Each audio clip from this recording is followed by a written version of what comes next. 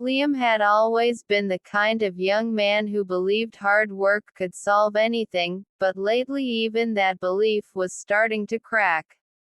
At 22, he was juggling 3 part-time jobs and still couldn't make rent for his tiny apartment.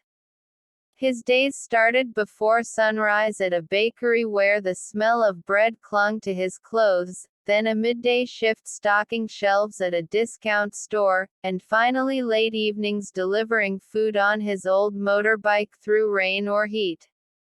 College was supposed to be his ticket out, but tuition bills loomed over him like a mountain he couldn't climb. Every day he saw students whose parents paid their way, walking casually through campus with no idea what it meant to choose between books and groceries. One evening, as he was wiping flour off his hands after the bakery shift, his phone buzzed with a notification from the student job board. It was a catering gig at a private gala in the wealthiest part of town. The pay was almost triple what he made in a regular shift, so he didn't think twice. The next night, dressed in a borrowed black shirt and tie, he rode his motorbike through streets that seemed to grow wider and shinier the closer he got. Mansions appeared like something out of a magazine, stone fountains, glowing windows, and driveways long enough to get lost in. The event was at the Whitmore estate, a sprawling home with marble pillars and a garden that looked like it belonged to royalty. Liam kept his head down as he carried trays of champagne and hors d'oeuvres, but he couldn't help noticing the guests, men in tailored suits, women in glittering gowns, the kind of people who probably never checked their bank balance. And then he saw her. She stood apart from the crowd, in a silver gown that shimmered like liquid moonlight. Her hair was white, pulled into an elegant twist, and her skin had the kind of glow that came from more than makeup. It was confidence, history, a life well lived. She must have been in her 70s, yet she carried herself like someone half her age. People moved toward her with subtle deference, like she was the sun they orbited.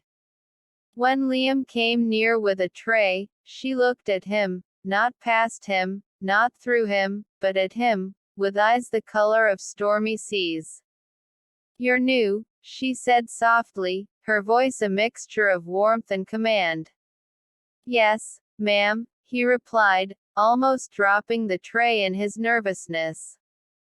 Her gaze lingered a moment longer. "And young. Too young to already look so tired." He almost laughed but swallowed it down. "Long days, that's all. I remember long days," she murmured, almost to herself. "But I learned something. Sometimes, what changes everything is not working harder, but accepting an offer you never expected." He didn't know what to say, but she gave him a small smile before turning to greet another guest. The rest of the night passed in a blur, but every time he caught sight of her, he felt, noticed. Not in the way people looked at him and saw a broke kid in a borrowed shirt, but like she had glimpsed something beneath all that. When the event ended, he was in the kitchen helping stack plates when one of the catering supervisors called him over. "Kid, the hostess wants to see you." Confused, Liam walked back out into the now quiet hall where she waited. "I'm Evelyn Whitmore," she said, as if the name didn't already ring through the city's financial news. "You work hard, yes." "Yes, ma'am. Would you like a job that pays more than all of these combined?" She gestured vaguely toward the kitchen, the city, maybe the world.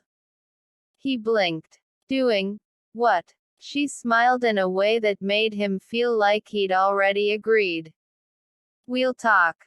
Come to lunch tomorrow." She handed him a card with an embossed address and walked away, leaving him standing there. Like someone had just handed him a key without telling him to which door. The next day, curiosity got the better of him. He rode his bike to a restaurant he'd only seen in magazines, where Evelyn was already seated at a private table. The lunch wasn't what he expected, it wasn't a job interview. It was a conversation. She asked about his life, his dreams, his struggles, and listened with the kind of focus that felt almost disarming. Somewhere between dessert and coffee, she leaned in and said, "Marry me."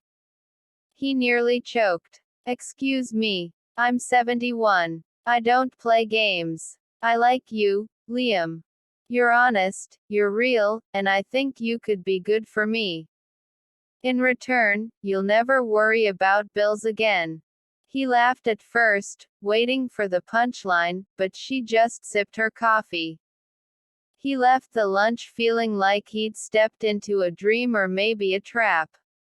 Yet over the next few days, they met again, and something strange happened. Her company wasn't uncomfortable. She was witty, sharp, and surprisingly down to earth. She told him stories about building her fortune from nothing, about losing friends to greed, and about the loneliness that money couldn't cure. 3 weeks later, against every instinct he thought he had, Liam found himself standing in a small private chapel, saying vows to Evelyn Whitmore.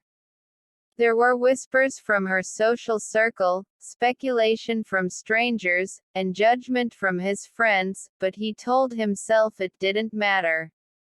She treated him with kindness and respect, and he wasn't naive enough to pretend life hadn't just gotten a lot easier. What he didn't know, what he couldn't have guessed, was that exactly 1 week after their wedding, he would discover a secret about Evelyn that would turn his entire world upside down. The first week of marriage felt surreal, like he had been cast in a film where someone else was writing his lines. Evelyn's estate was larger than any place Liam had ever been inside, with rooms he could get lost in and gardens that seemed endless. The staff treated him with careful politeness, though some couldn't quite hide their surprise at the new, much younger husband. Evelyn herself was different than he expected.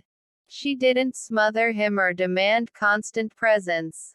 Instead, she carried on with her routines, business meetings in her home office, calls with her lawyers and charity boards, long walks in the rose garden, while inviting him to join if he wished.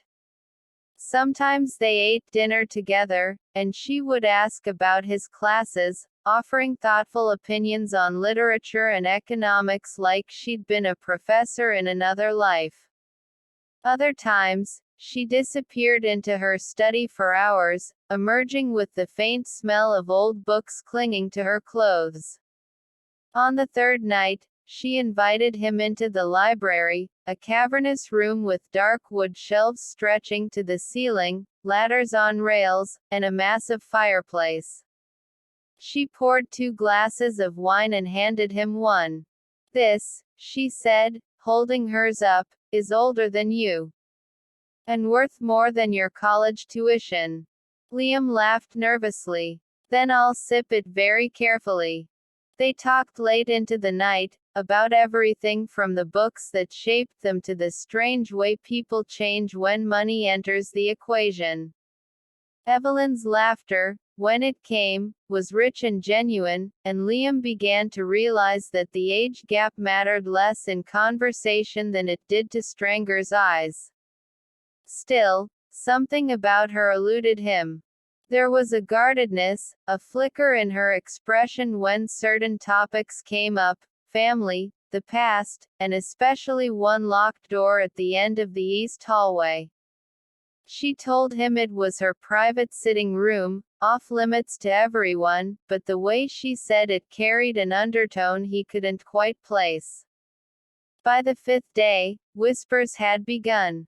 Reaching him, from the house staff, from a friend who texted a link to an old news article, from the subtle way Evelyn's lawyer eyed him during breakfast. The article was vague. Whitmore heiress survives scandal, retreats from public eye. There was no detail, just a grainy black and white photo of a younger Evelyn standing beside a man whose face was half turned away. That night, Liam brought it up. "I saw something about you online," he began cautiously, watching her face. She didn't look surprised, only tired. "There are many things about me online, Liam. Most of them are incomplete." "Incomplete how?" "Because the truth is never the version that sells newspapers." She sipped her tea and changed the subject, leaving him with more questions than answers. On the 7th day of their marriage, everything shifted. It started in the morning, when Evelyn told him she'd be out for a few hours and left in a sleek black car. Liam, with no classes that day, wandered the estate. The east hallway called to him, not out of disobedience,